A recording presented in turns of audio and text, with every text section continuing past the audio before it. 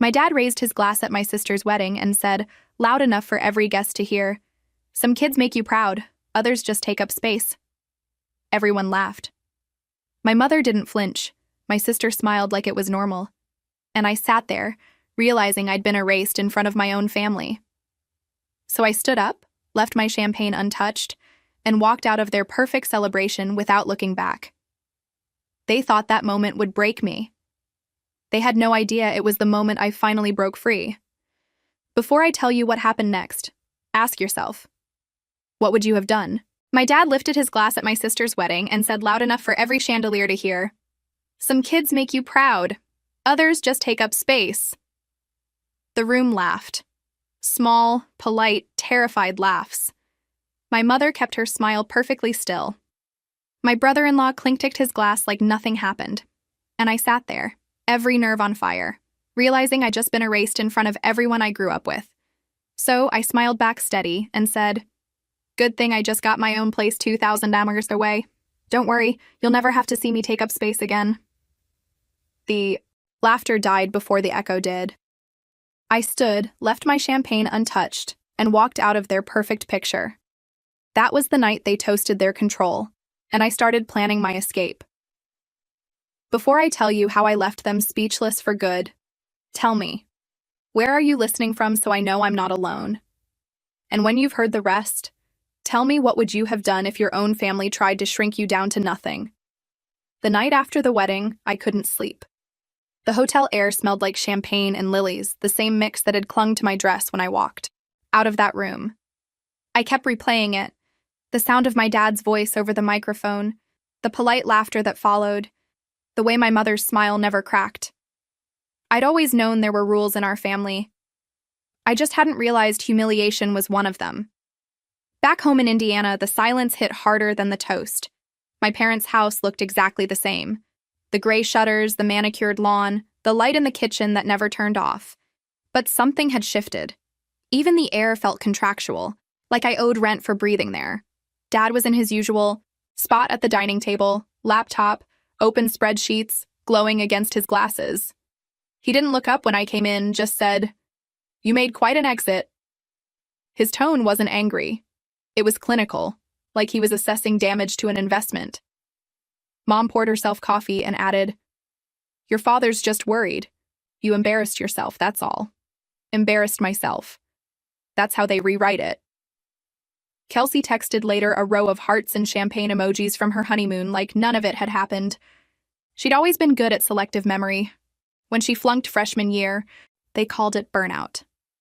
When I asked for help with tuition, it was irresponsibility. Same story, different narrator. For years, I told myself they just didn't understand me. That one day, I'd do something big enough, responsible enough, successful enough to make them see me as more than an obligation. But that night, sitting in my old bedroom, surrounded by participation trophies and unpaid emotional debts, I realized they understood perfectly. They just liked the hierarchy the way it was. Dad once said to me, "If you want love, earn it." At 16, I thought it was wisdom. At 27, I finally saw the cruelty tucked inside. The love I kept trying to buy with hard work and obedience was already mortgaged to someone else. Kelsey, the daughter who never had to ask twice. The next morning, I made myself coffee in the same chipped mug I'd used since high school.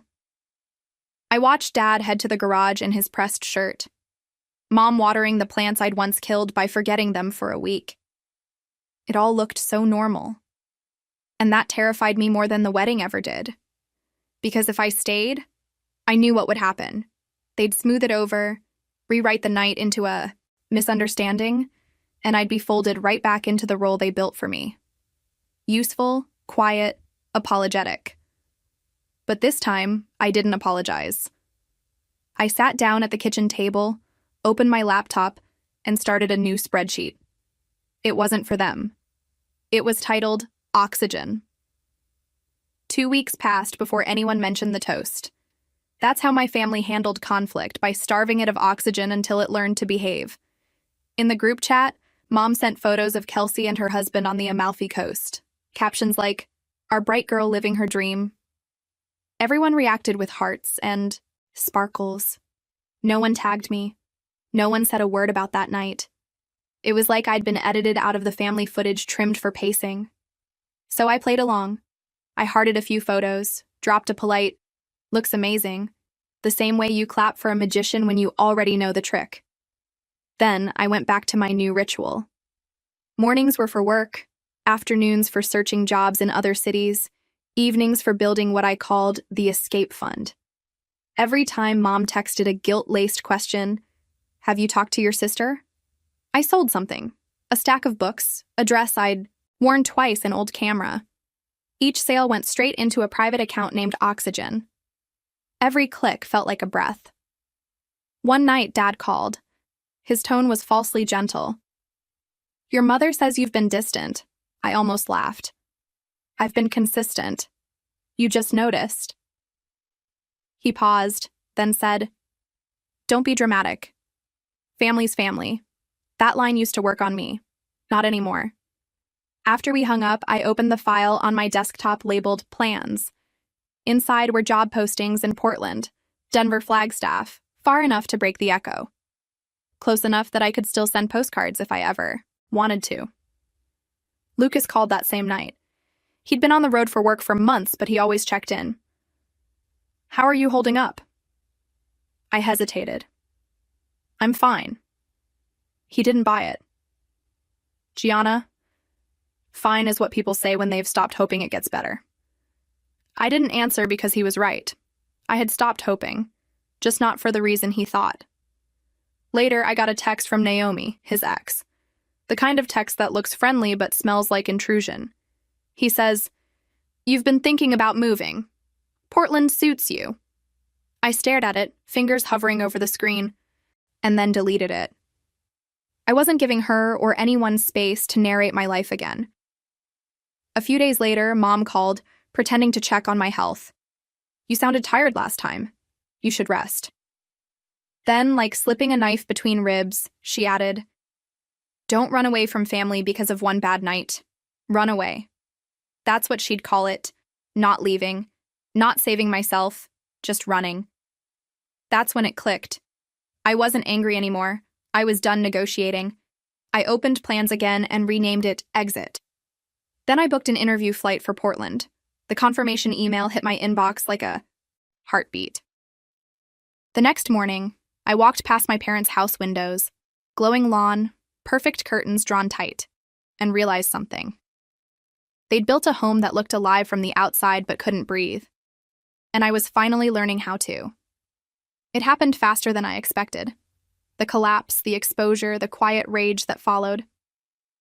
A week before my interview, I got a call from Kelsey. Her voice was thin, shaky. Not the golden girl confidence everyone were ripped. "He's been gone for days," she said. "He says he needs space." I heard a small bitter laugh through the phone. Funny how men always use your own words against you. I didn't want to get involved, but I knew that tone defeat mixed with disbelief. It was the sound I'd swallowed for years. So I drove over. Her apartment looked staged for heartbreak. Half-empty closets, wine glasses drying in the sink, a wedding photo, still face down on the counter.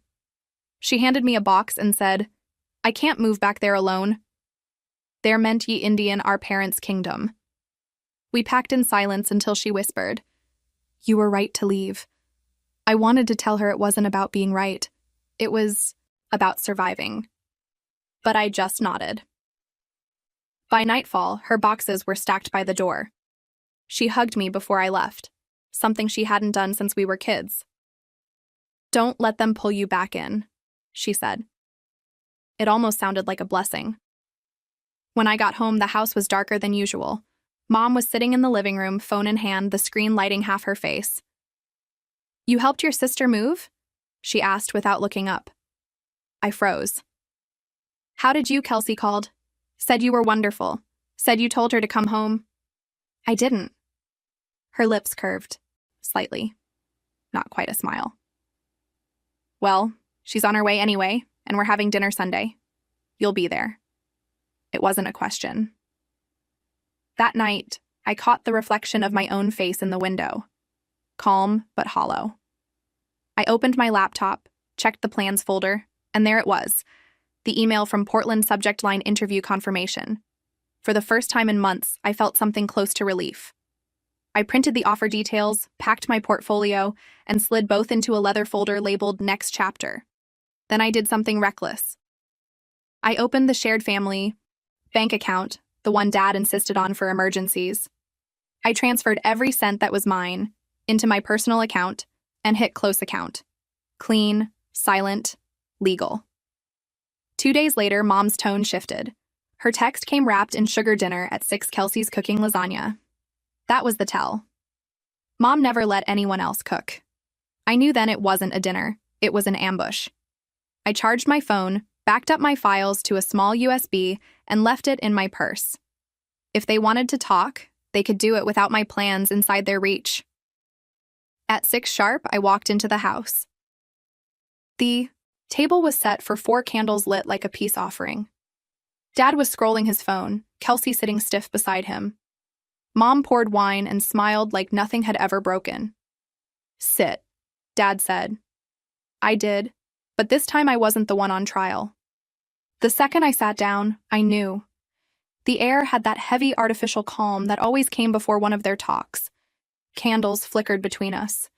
The table perfectly staged like a photo shoot for forgiveness no one meant. Dad didn't look up from his phone when he started. "Your cousin Mia says, you've been applying out west." His tone was soft, but his words were loaded like bullets wrapped in politeness. I kept my voice level. "That's right. I had an interview." Mom set down her wine. "We just worried you're running from something, Jana." Kelsey's eyes darted toward me. Warning or apology, I couldn't tell. I smiled that practiced dangerous calm I'd learned from them. Maybe I'm running towards something. Dad finally looked at me. His gaze had the weight of a closing door. "Don't turn this into another rebellion. You've always been dramatic. Or maybe you've always been cruel," I said quietly. The room went still. Kelsey's fork clinked against her plate. Mom's smile cracked just slightly. "You don't mean that." "I do." My voice surprised even me. "You humiliated me in public and you all laughed. You raised me on contracts and lectures, then called it love. You say family is forever, but what you really mean is obedience." Dad pushed his chair back, slow and deliberate. "Watch your tone." I laughed. It wasn't loud, just sharp enough to slice through the tension. "That's all you care about, isn't it, tone? Presentation, control. You don't care if you hurt people as long as it looks civilized." He stood. "We gave you everything." "No," I said. "You sold me everything at interest."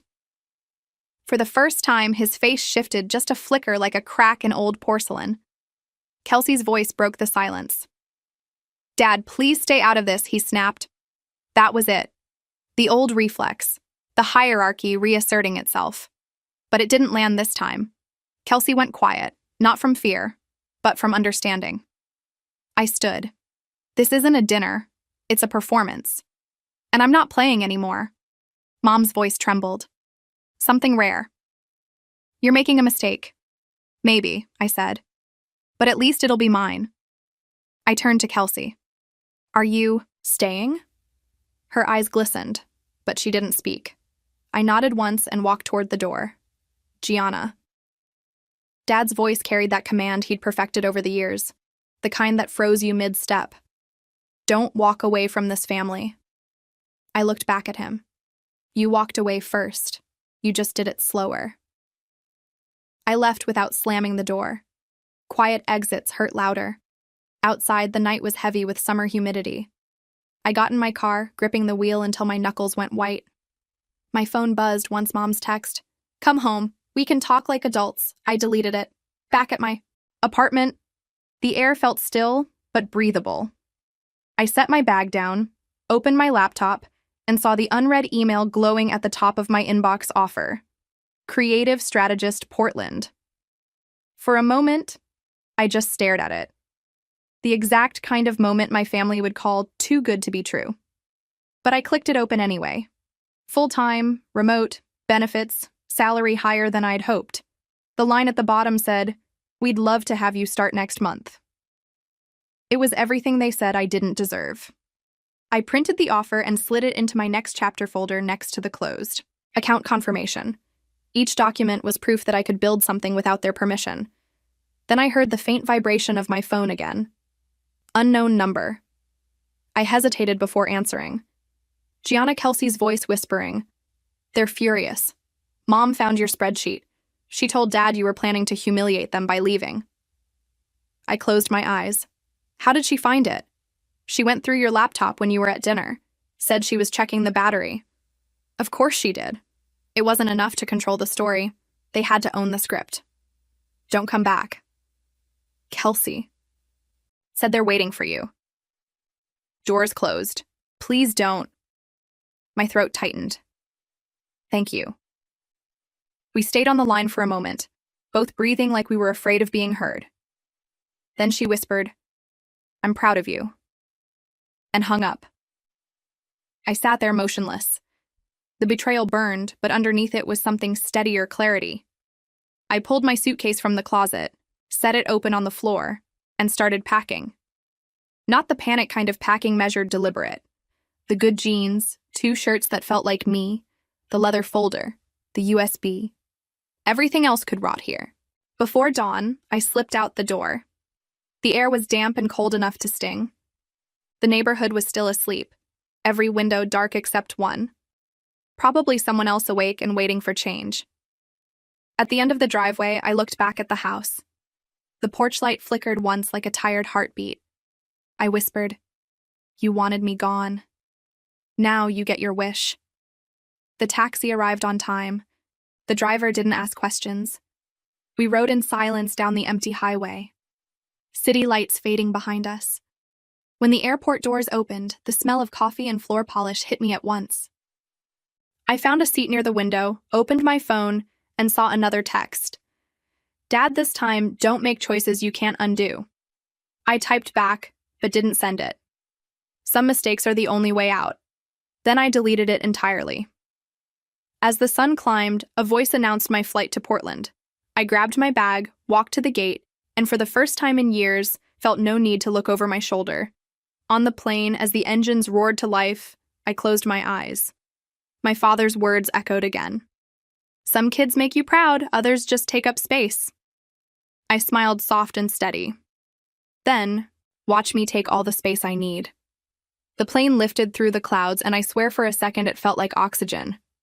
Portland didn't greet me with fireworks, just soft rain and the smell of cedar through an open cab window. The apartment I'd rented was small, a little cracked at the edges, but it was mine. No rules taped to the fridge, no silent disapproval hanging in the air. The first night I unpacked slowly, each folded shirt a quiet declaration.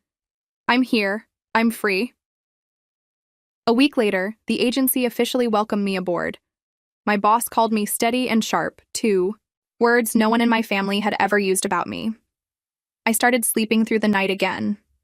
The silence didn't feel like punishment anymore. It felt like peace. Then a voicemail came from Kelsey.